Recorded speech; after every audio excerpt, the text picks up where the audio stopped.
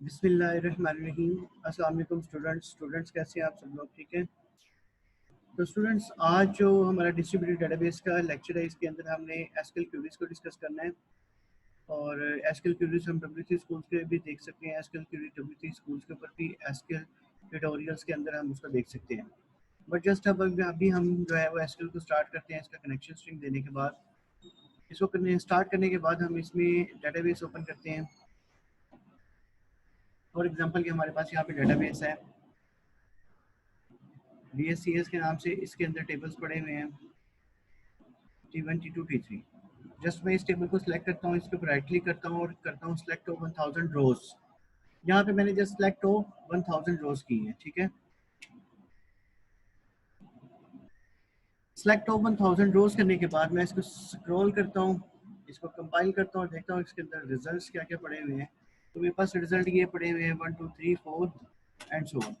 अब मैं यहाँ पे जाके ना सबसे पहले सिलेक्ट की क्वेरी इंप्लीमेंट करता हूँ। सबसे पहले आपकी कमांड होती है syntax, select static from table और database. Select static from table और डेटाबेस। इसको यहाँ पे पेस्ट किया और उसके बाद यहाँ पे इसको एग्जीक्यूट किया, तो ये मेरे पास डेटाबेस और उसका टेबल्स का रिकॉर्ड सारा आ गया। ठीक हो गया। तो सिलेक्ट स्टैटिक करने के बाद ये सारा का सारा रिकॉर्ड मेरे पास फैच हो गया। अब हम W3 स्कूल के ऊपर जाते हैं। W3 स्कूल के ऊपर जाने के बाद हम सबसे पहले इसमें देखते हैं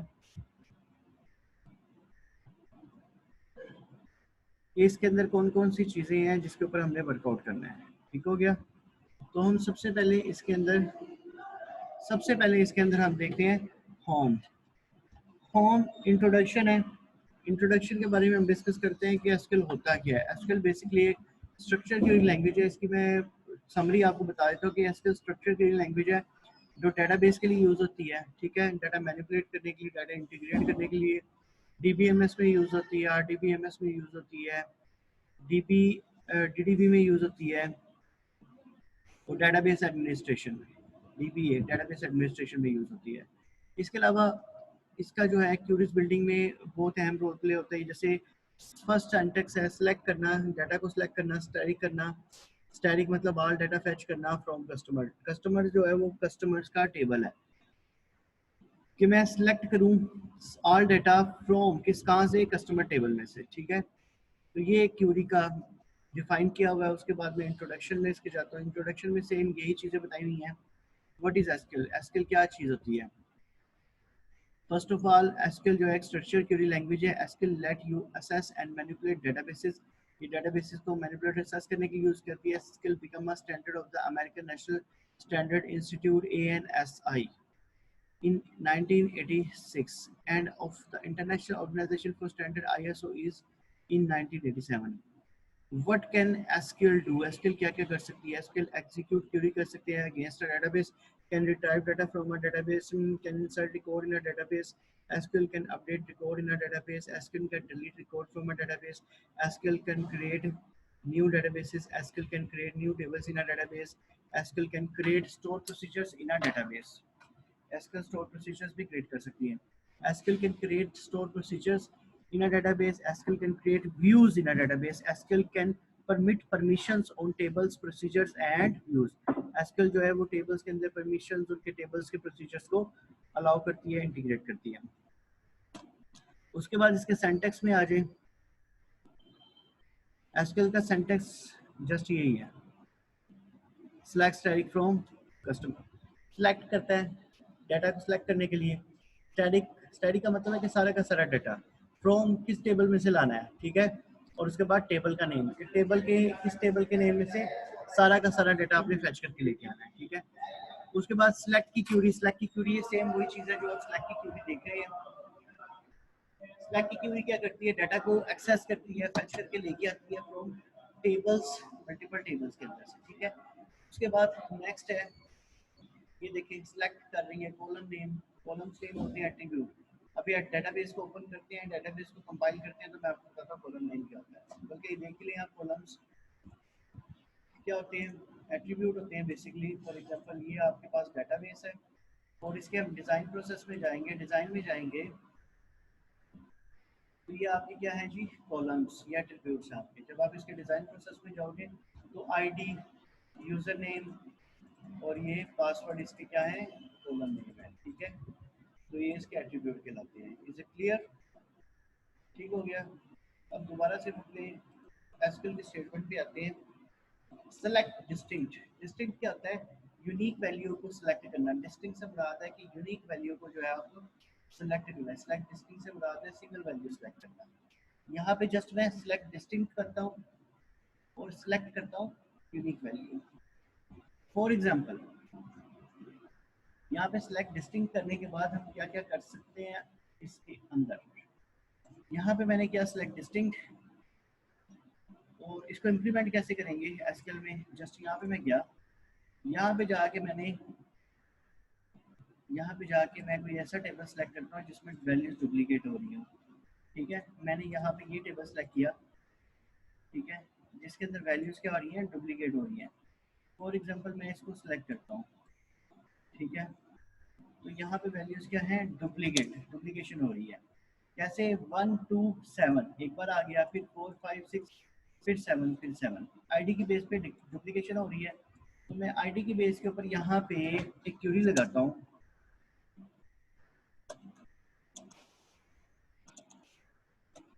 select static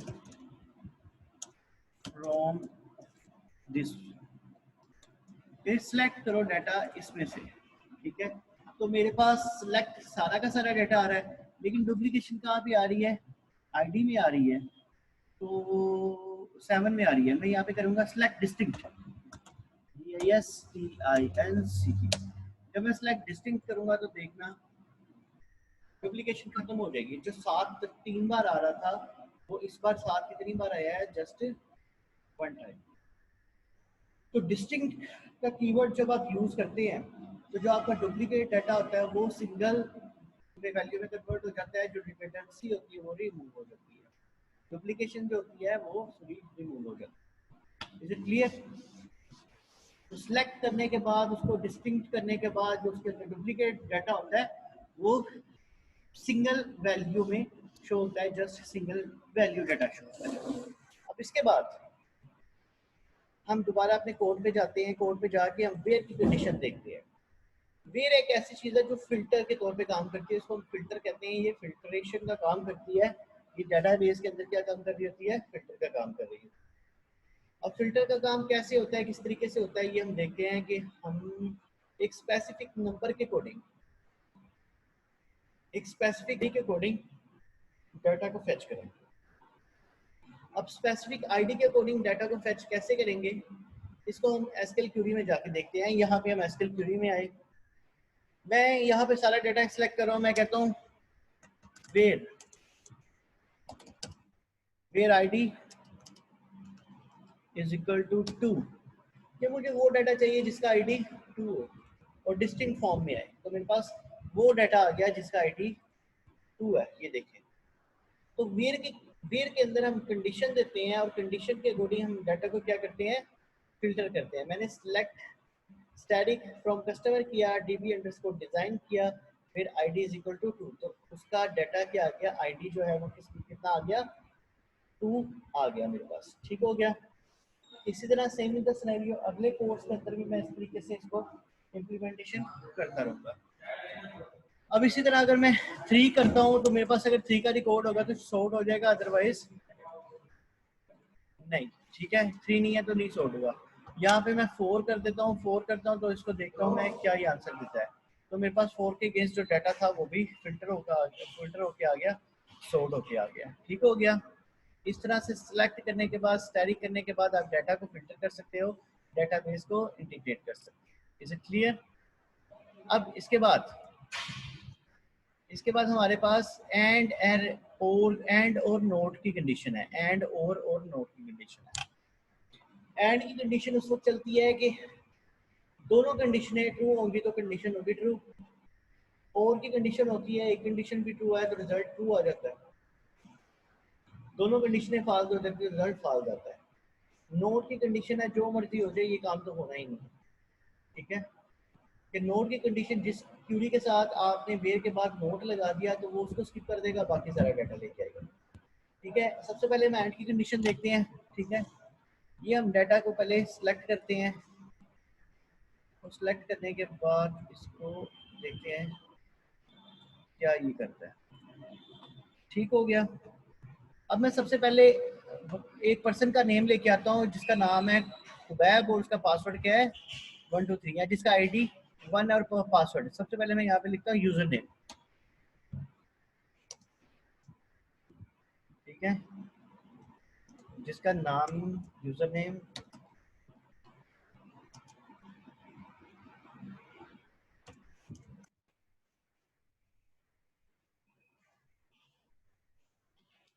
name underscore MANAME। ठीक है, जिसका यूजर नेम ये है, जिसका यूजर नेम ये लिखा हुआ है। यूजर नेम क्या है?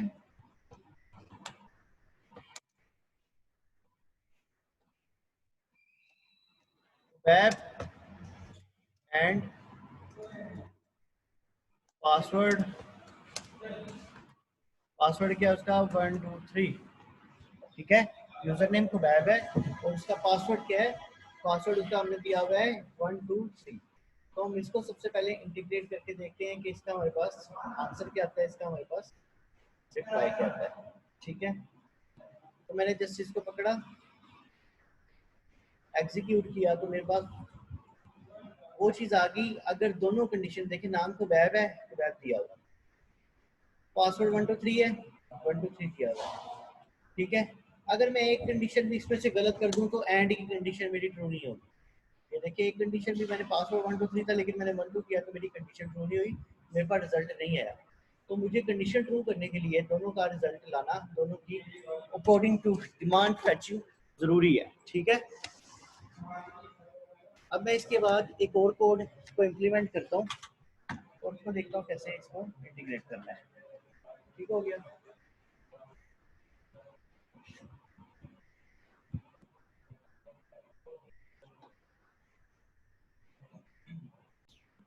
अब यहाँ पे मेरे पास ये रिजल्ट आउटपुट नहीं आया, लेकिन अगर मैं यहाँ पे एक भी कंडीशन ट्रू के अकॉर्डिंग रिजल्ट चाहता हूँ तो मैं यहाँ पे और की कंडीशन लगाऊंगा। तो और में क्या होता है, एक भी कंडीशन ट्रू है तो रिजल्ट मेरा ओके हो जाता है। देखिए, नेम क्या है? खुबैब लिखा हुआ है, लेकिन पासवर्ड क्या है 123, लेकिन मैंने यहाँ पे 12 लिखा हुआ है। तो मेरे पास एक भी कंडीशन ट्रू होगी तो मेरा रिजल्ट क्या है? आउटपुट जनरेट कर देगा। ठीक हो गया कि यूजर नेम और पासवर्ड दोनों में से एक भी कंडीशन हुई तो मेरा रिजल्ट जो है वो ओके आया। अब यहाँ पे एक चीज आ जाती है, नोट। नोट नोट का मतलब होता है कि नहीं, नहीं हो सकता। ठीक है,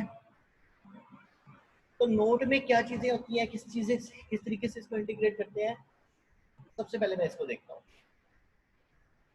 नोट अगर किसी भी एट्रीब्यूट के साथ लगा देते हो वेर के बाद तो वो चीज पॉसिबल हो ही नहीं सकती। ठीक है, वो चीज पॉसिबल हो ही नहीं सकती। फॉर एग्जाम्पल मैं यहाँ पे नोट का कीवर्ड लगाता हूँ,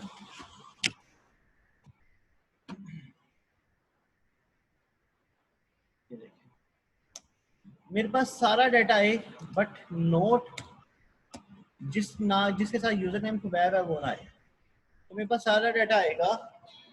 ठीक है, बट जिसके साथ खुबैब का यूजर नेम है वो नहीं आएगा। इसके अलावा मेरे पास सारा डाटा आएगा। Is it clear? तो खुबैब वाला डाटा नहीं आया, बाकी मेरे पास सारा डाटा सॉर्ट हो गया। तो इस तरीके से मेरे पास जिस एट्रीब्यूट के साथ मैंने नोट लगा दिया वो डाटा नहीं आया, बाकी मेरे पास सारा का सारा डाटा कंपाइल होके आ गया। ठीक है, जिस एट्रीब्यूट के साथ मैंने नोट लगाया वो डाटा नहीं आया, बाकी मेरा सारा का सारा डाटा सॉर्ट होके यहाँ पे फिल्टर करके आ रहा है। Is it clear? तो इस तरीके से हम डाटा सॉर्टिंग करते हैं, डेटाबेस की इंटीग्रेशन करते हैं। हो गया। अब इसके बाद नेक्स्ट लेवल के ऊपर हम देखते हैं कि नेक्स्ट लेवल में हमने क्या चीज़ करनी है, इसको पूरा ओवरव्यू करते हैं। अब नोट भी हो गया, एंड और भी ऑपरेटर हो गया, ये भी हो गया। अब इसके बाद ऑर्डर बाय। अब ऑर्डर बाय का ऑपरेटर क्या कर रहा होता है, इसका क्या काम होता है, उसको हम डिस्कस करते हैं। ऑर्डर बाय क्या करता है? बेसिकली ऑर्डर बाय का जो ऑपरेटर है इसने क्या करना है, या तो डाटा को सेंडिंग फॉर्म में लेके आना है या इसको डिसेंडिंग फॉर्म में लेके आना है। ये देखिए हमारे पास ये डाटा आ रहा है, ये मेरे पास डाटा फिल्टर होके आ रहा है। एग्जीक्यूट किया। अब यहाँ पे वैल्यू है 1 2 7 4 5 6। अब 2 के बाद तो 7 नहीं आता या 3 आएगा, अगर 3 नहीं है तो उसके बाद 4 आ जाएगा। लेकिन अगर मैं इसको सेंडिंग फॉर्म में लेके आना चाहता हूँ तो मैं क्या करूंगा, सेलेक्ट स्टैटिक फ्रॉम डेटाबेस और table, select static from database table, और यहाँ पे लिख दूंगा order by user name, order by user name ASC। तो मैं उसको ऑर्डर बाय यूजर नेम कर रहा हूँ, उसको सेंडिंग फॉर्म में कन्वर्ट कर रहा हूँ। जब मैं सेंडिंग फॉर्म में कन्वर्ट करूंगा तो उसने ये यहाँ पे क्या किया, order by user name, sorry ID के अकॉर्डिंग करते हैं सेंडिंग फॉर्म, यूजर नेम तो गलत हो जाएगा, आईडी के अकॉर्डिंग, आईडी के अकॉर्डिंग सेंडिंग फॉर्म करते हैं। जब मैंने इसको आईडी के अकॉर्डिंग सेंडिंग फॉर्म में किया तो सबसे पहले 1 आया, 2 आया, 2 के बाद 3 आता है, 3 नहीं है तो 4 आ गया, 5 आ गया, 6 आ गया, 7 आ गया, फिर 7 आ गया, फिर 7 आ गया। तो मेरा जो रिकॉर्ड है वो क्या है, एक ऑर्डर फॉर्म में चल रहा है, टॉप टू बॉटम। अगर मैं इसी की जगह डिसेंडिंग फॉर्म कर देता हूँ, DESC, जब मैं अगर मैं इसको डिसेंडिंग फॉर्म में इंटीग्रेट करता हूँ तो इसको इंटीग्रेट करने के बाद मैं इसको इंक्लूड करूँगा तो मेरे पास क्या आएगा, 1 2 4 5 6 7 7 7। लेकिन इसकी ऑर्डर जो अरेंजमेंट है वो बॉटम टू टॉप हो गई। देखिए यहाँ पे सबसे पहले 7 आ रहा है, सबसे बड़ा नंबर, फिर 7 आ रहा है, फिर 7 आ रहा है, फिर 6 आ रहा है, फिर 5 आ रहा है, फिर 4 आ रहा है, फिर 2 आ रहा है, फिर 1 आ रहा है। तो जो ऑर्डर ऑफ अरेंजमेंट है वो इसकी चेंज हो गई। ठीक हो गया। पहले ऑर्डर ऑफ अरेंजमेंट किसी और टाइप से थी, उसके बाद ऑर्डर ऑफ अरेंजमेंट जो है वो उसकी चेंज हो गई, किसी और टाइप से हो गई। Is it clear? अब इसके बाद हम थोड़ा इससे आगे चलते हैं। आगे चलने के बाद ऑर्डर ऑफ के बाद, अब वैसे ऑर्डर ऑफ की क्यूरी ना एक बार हम दोबारा से इंटीग्रेट करते हैं 2 टाइम्स, ASC, और इसी क्यूरी को कॉपी किया,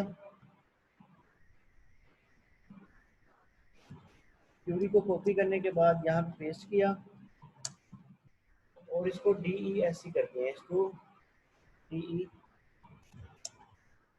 DESC। तो एक बार जो क्यूरी है वो सेंडिंग फॉर्म में आएगी और जो दूसरी बार क्यूरी है वो डिसेंडिंग फॉर्म में आएगी। ठीक है, यहाँ पे 1 2 4 5 6 7 7 7 और उसके बाद दूसरी क्यूरी है 7 7 7 6 5 4 2 1। तो एक बार क्यूरी सेंडिंग फॉर्म में आ रही है और दूसरी बार क्यूरी जो है वो डिसेंडिंग फॉर्म में आ रही है। क्लियर? अब इसके बाद हम देखते हैं इंसर्ट इनटू। इंसर्ट इनटू का मतलब होता है कि इसके अंदर डाटा इनपुट करना है। ठीक है, इंसर्ट इनटू की क्यूरी।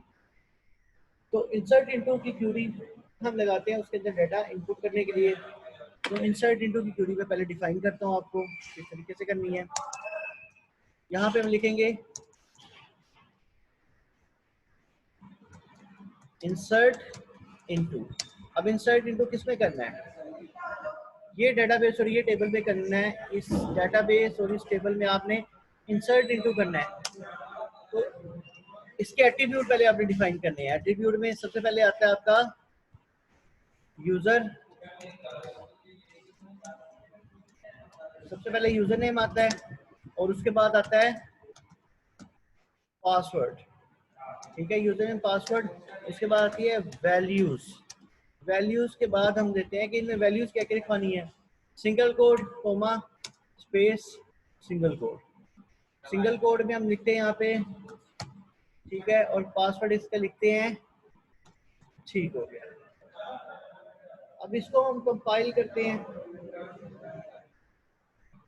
कंपाइल किया तो मेरे पास आ गया है, the statement has been terminated, cannot insert the value null into column id table, column does not allow nulls, insert false, username password। ठीक हो गया। तो पहले डिजाइन भी देख लेते हैं, डिजाइन में किया क्या हुआ है इस टेबल में, इसको ऑटो इंक्रीमेंट किया हुआ है, नहीं किया हुआ, क्या प्रोसेस है। इसके डिजाइन व्यू में प्राइमरी की है ही नहीं, इसका मतलब हमें आईडी भी देना पड़ेगा उसके। प्राइमरी की नहीं लगी हुई तो हमें यहाँ पे इसका आईडी प्री डिफाइन करना पड़ेगा और लास्ट में एक एट्रीब्यूट या आईडी का एक एट्रीब्यूट पहले आएगा। ठीक है, जस्ट ओनली सिंगल एट्रीब्यूट। उसका आईडी मैं देता हूँ 8। डेफिनेटली प्राइमरी की नहीं तो आईडी इंटीग्रेट हो रहा था मल्टीपल टाइम्स, तो मैं क्लिक करता हूँ तो मेरी रो चल पड़ी है। रो 1 रो अफेक्टेड, एक रो अफेक्ट हो गई है। अब मैं इतने पोर्शंस को पकड़ता हूँ और उसको चलाता हूँ तो मेरे पास ये देखिए रिकॉर्ड आ गया जिसका आईडी ये था ना 8, उसको क्या कर दिया मैंने 786 उसका पासवर्ड कर दिया। तो ये इंसर्ट करने के लिए डाटा जो होता है ना, हम ये चीज़ें यूज़ करते हैं। अब यहाँ पे इसका आईडी हम 9 कर देते हैं। ठीक है, इसके बाद लिख देते हैं जैन और उसका पासवर्ड। ठीक है, पासवर्ड 1 2 3 किया और उसके बाद इसको एग्जीक्यूट करते हैं। तो फिर एक रो इफेक्टेड हो गई है, एक रो इफेक्टेड हो गई है, तो इसको यहाँ से पकड़ा, इसको उसके बाद कंपाइल किया। जब मैंने कंपाइल किया तो मेरे पास ये रो भी आ गई और मेरे पास ये रो भी आ गई। अवतार के नाम से भी रो गई और जैन के नाम से भी रो गई। तो इस तरीके से आप इंसर्ट इंक्लूड की स्टेटमेंट को भी कंपाइल कर सकते हैं और इसको एग्जीक्यूट कर सकते हैं। ठीक हो गया। अब इसके बाद मैं यहाँ पे जाता हूँ नल वैल्यूज। नल वैल्यूज क्या होती है? बेसिकली जब हम किसी चीज के साथ प्राइमरी की लगा देते हैं तो वो अलाउ नल कर देते हैं कि वो ऑटो इंक्रीमेंट होगी। ठीक है, अलाउ नल कर देना। इसके सिंपल से एग्जांपल मैं आपको देता हूँ। ये है हमारे पास डेटाबेस है, इसके अंदर हम एक टेबल बनाते हैं। ठीक है, न्यू टेबल। यहाँ पे अभी न्यू टेबल क्रिएट करते हैं। न्यू टेबल क्रिएट करने के बाद मैं आपको इसको अंदर बताता हूँ कि नल वैल्यूज को एलोकेट कैसे किया जा सकता है। अब यहाँ पे प्राइमरी की शो नहीं हो रही। ठीक है, हम कोई और डेटाबेस सेलेक्ट करते हैं जिसके अंदर प्राइमरी के ऊपर यहाँ पे प्राइमरी की बुक लगा लेते हैं। सेटअप प्राइमरी की भी नहीं हो रही है। ठीक है, आईडी इंट, तो यहाँ पे मैं लगा देता हूँ प्राइमरी की। सेट प्राइमरी की करने के बाद मैं इसको कर देता हूँ प्रॉपर्टीज में जाके। जब मैंने प्राइमरी की कर दी तो ये नल नहीं होगा। नल से मुराद है कि ये एम्प्टी नहीं रह सकता, इसका आईडी ऑटो इंक्रीमेंट होगा, ये आईडी इसको देना ही पड़ेगा। ठीक है, ये होता है नल। अब यहाँ पे मैं यूजर नेम देख देता हूँ। ठीक है, इसकी डाटा टाइप वार्चार दे देता हूँ। तो ये अलाउ नल्स क्या किया हमने, टिक कर दिया कि अलाउ नल्स तो चेक कर दिया कि इसको अलाउ नल कर सकते हैं। यूजर नेम हम वैल्यूज को भी कर सकते हैं, इसको खाली भी छोड़ सकते हैं। लेकिन अगर हमने प्राइमरी की लगा दी तो हम इसके अंदर वैल्यूज ऑटोमेटिकली पुट होंगी। जब हम इसको ऑटो इंक्रीमेंट कर देंगे, ये हो ही नहीं सकता कि इसके अंदर वैल्यूज पुट ना हो। टेबल T1 का नाम दे दिया। ठीक है, अब देखिए टेबल T1 नाम दे दिया इसको। इसको मैंने रिफ्रेश किया। रिफ्रेश करने के बाद ये मैंने टेबल शो टॉप 1000 रोज या 200 रोज को शो करता हूँ। मैं टॉप 200 रोज को शो करने के बाद मैं इसको कंपाइल करता हूँ, इंटीग्रेट करता हूँ। यहाँ पे देखिए मैंने जस्ट यहाँ पे ए नेम दिया, आईडी ऑटोमेटिकली जनरेट हो रहा है। बी भी दिया ऑटोमेटिकली, यहाँ पे कुछ भी नहीं लिखा जा रहा। जेड दिया ऑटोमेटिकली। तो अलाउ नल इसको आप रहने ही नहीं दे सकते, अलाउ नल हो ही नहीं सकता। Is it clear? अब इसके बाद नेक्स्ट के ऊपर चलते हैं हम। अपडेट। अपडेट की क्यों क्या करती है? अपडेट जो ऑलरेडी हमारे पास डाटा स्टोर होता है उसको क्या करना है, इसने अपडेट कर देना है। ठीक है, अब अपडेट किस तरीके से करते हैं? फॉर एग्जांपल मेरे पास यूजर नेम ए पड़ा हुआ है, पासवर्ड ये पड़ा हुआ है। या इस डाटाबेस को देखते हैं, या इसको चले इसको देख लेते हैं। ठीक है, अब मेरे पास यूजर नेम क्या पड़ा हुआ है, ए पड़ा हुआ है। पासवर्ड क्या पड़ा हुआ है, बी पड़ा हुआ है। तो इसको अपडेट की क्वेरी के जरिए मैं इंटीग्रेट करता हूँ और देखते हैं अपडेट की क्वेरी किस तरीके से इंप्लीमेंट होती है। तो क्लियर? अपडेट की क्वेरी लगाने के लिए पहले अपडेट का सिंटैक्स आप डिफाइन करेंगे। पहले आप इसका डेटाबेस वगैरह फाइल नेम कॉपी करें। यहाँ पे मैं लिखता हूँ अपडेट की क्वेरी, UPDA। अपडेट किसको करना है? डेटाबेस और टेबल को करना है। टेबल को करना है और इसकी किस वैल्यू को करना है? सेट कर देता हूँ मैं यूजर नेम। वो कहते हैं अपडेट करो डेटाबेस और टेबल को और सेट कर दो वैल्यू को यूजर नेम को। ठीक है, सेट करना है, सेट करने के बाद ना मैं यहाँ पे यूज़र नेम वैसे लिखूंगा, सिंगल कोट्स में नहीं लिखूंगा, यूज़र नेम, और यहाँ पे मैं लिख देता हूँ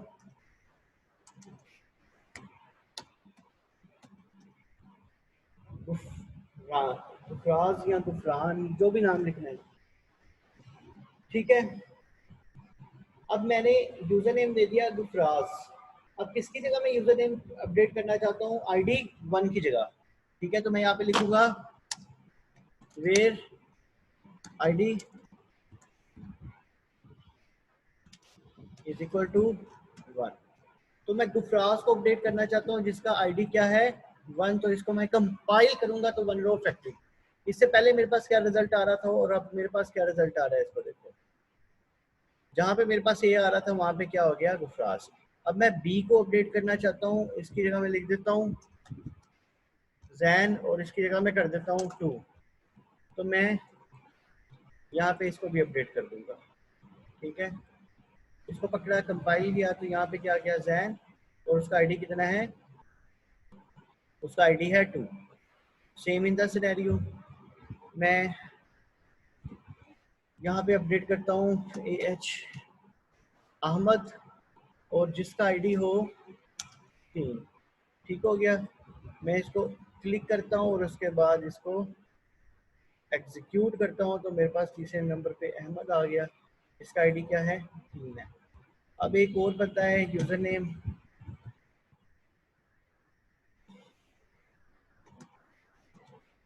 हमजा, और उसका ID क्या हो 4। मैं इसको भी अपडेट कर रहा हूँ, तो देखिए, और उसके बाद इसको कंपाइल करूँगा। तो अपडेट की क्यूरी इस तरीके से वर्कआउट करती है। इसी तरह मैं किसी भी डेटाबेस के अंदर वैल्यूज जो इंसर्ट होती हैं उनको अपडेट कर सकता हूँ, उनको चेंज कर सकता हूँ, ठीक है, अपनी रिक्वायरमेंट्स के अकॉर्डिंग, ठीक है। ये अपडेट क्यूरी का काम होता है कि वैल्यूज को कैसे इंटीग्रेट करना है, कैसे अपडेट करना है, कैसे मर्ज करना है, ठीक है। तो अब मैं पासवर्ड को अपडेट करता हूँ, यहाँ पे जस्ट मैं लिखूंगा पासवर्ड। पासवर्ड लिखने के बाद मैं पासवर्ड इसका लिखता हूँ YAM111, और ये किसका पासवर्ड अपडेट होगा, ID नंबर 4 का। तो ID नंबर 4 का पासवर्ड अपडेट हो गया। अब इसको मैं सिलेक्ट करूंगा, एग्जीक्यूट करूंगा, तो ये देखिए पासवर्ड चेंज हो गया। अब मैं पासवर्ड चेंज करता हूँ,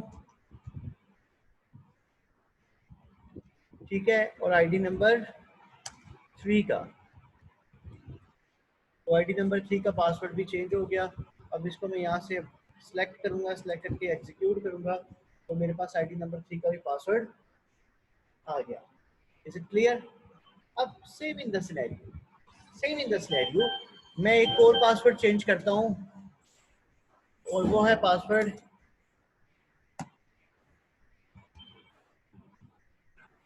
UIZW। ये पासवर्ड मैं चेंज कर रहा हूँ ID2 का। इसको एग्जीक्यूट किया, एग्जीक्यूट करने के बाद इसको मैं फेच करूंगा तो इसका ये मेरे पास पासवर्ड आ गया UZW123। क्लियर। अब इसके बाद एक और वैल्यूज का पासवर्ड चेंज कर लेते हैं। मसला एक एग्जाम्पल 1 का रह गया, मैं 1 का पासवर्ड कर देता हूँ ट्रोजन .net,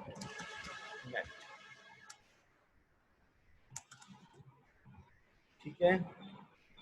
तो यहाँ पे जब मैंने किया तो उसके बाद इसको मैंने सेलेक्ट किया और एग्जीक्यूट किया, तो मेरे पास यहाँ पे पासवर्ड का trojan.net हो गया है।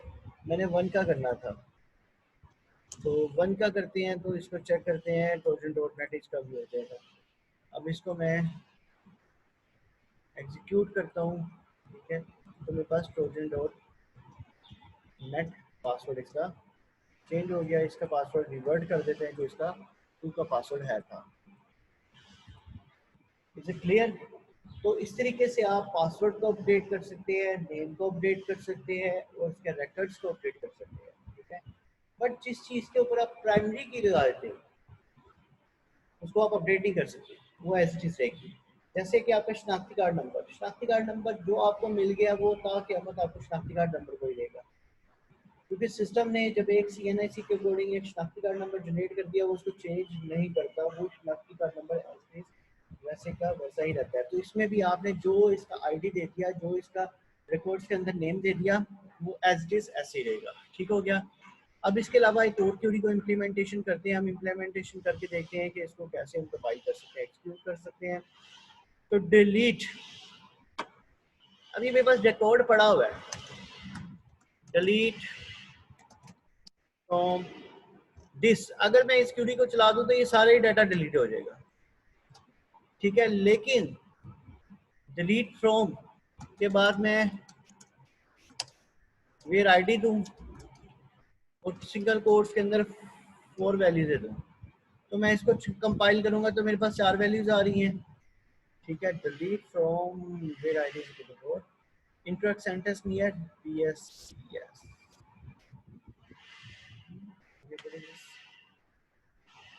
डिलीट फ्रॉम FROM, स्पेलिंग तो ठीक करो, फ्रॉम। तो ये मेरे पास एक रो डिलीट हो गई है। ठीक है, इसको मैं पकड़ता हूँ यहाँ से, यहाँ से इसको एग्जीक्यूट करें तो आपके पास वो वैल्यू डिलीट हो गई है। समझ लगी?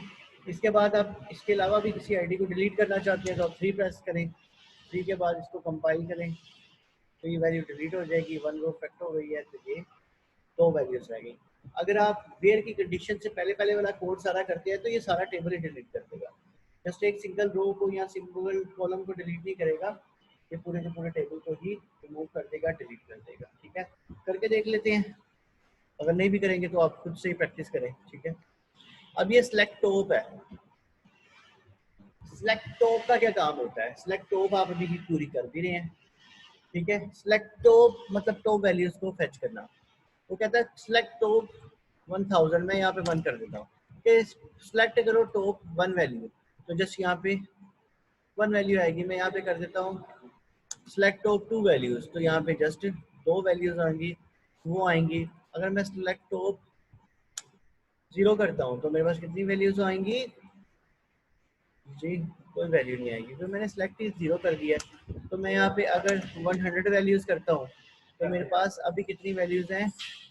2 हैं। अगर मैं इसके साथ साथ अब इंसर्ट करता जाता हूँ वैल्यूज को, फॉर एग्जांपल इसी टेबल के अंदर मैं वैल्यूज को इंसर्ट करता हूँ, अधिक टॉप 200 रोज वैल्यूज को इंसर्ट करता जाता हूँ।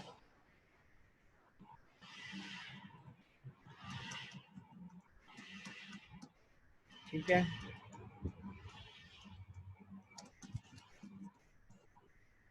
ठीक है, तो इसके बाद मैं इसको क्रॉस करता हूँ और ये देखते वैल्यूज आ गई हैं। वैल्यूज को इंसर्ट करने के बाद इसको स्टॉप किया, स्टॉप करने के बाद मैं सिलेक्ट ऑफ 100 रोज करता हूँ तो मेरे पास जितना रिकॉर्ड होगा वो शो हो जाएगा। Is it clear? तो ये मेरा सारा का सारा रिकॉर्ड शो हो रहा है सिलेक्ट स्टॉप करने से। ठीक, अब इसके बाद यहाँ पे मिनिमम और मैक्सिमम, मिनिमम मैक्सिमम करवाने के बाद जो है मैं इसको इस लेक्चर को वाइंड अप करता हूँ। बाकी का हम डिस्कशन नेक्स्ट लेक्चर में करेंगे। ठीक है, मिनिमम और मैक्सिमम। ठीक है, तो मिनिमम मैक्सिमम की क्यूरी जो है वो डिफाइन किया कि मिनिमम वैल्यू, ठीक है, और मैक्सिमम वैल्यू डिफाइन करनी है। तो इस क्यूरीज को करने से पहले इसका थोड़ा सा सिलेक्ट मिनिमम प्राइस है स्मॉलेस्ट प्राइस करके, तो इसको देख लेते हैं हम। यहाँ पे मैं लिखता हूँ select minimum column name ID, कि मिनिमम आईडी सिलेक्ट करो। आईडी क्यों कर रहे हैं? क्योंकि इसके अंदर 1 to 3 है, अल्फाबेट को तो मिनिमम नहीं देख सकते। एज रजिस्ट्रेशन,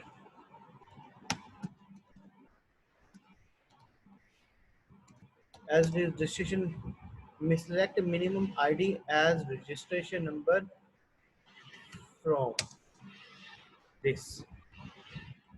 तो मैं ये कंपाइल करूंगा तो देखिए रिजल्ट क्या आ रहा है। रजिस्ट्रेशन नंबर एज के बाद मैंने लिखा रजिस्ट्रेशन नंबर, तो रजिस्ट्रेशन नंबर उस कॉलम का नेम आ गया और उसकी जगह 1 आ गया, और इसके अंदर जो मिनिमम आईडी है वो शो हो गया।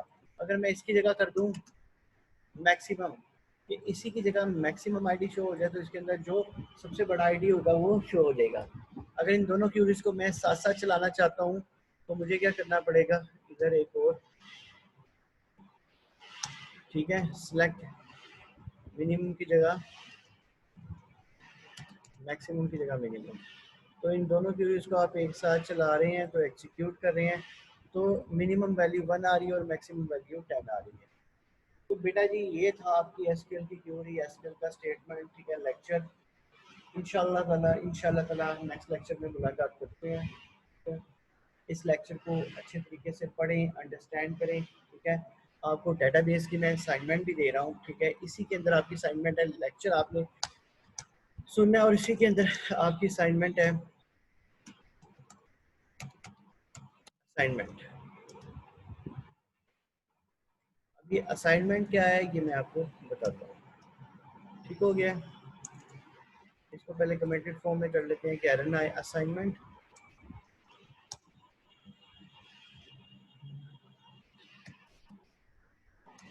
create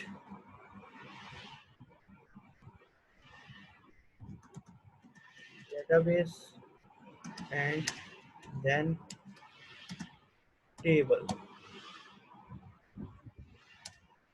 th through SQL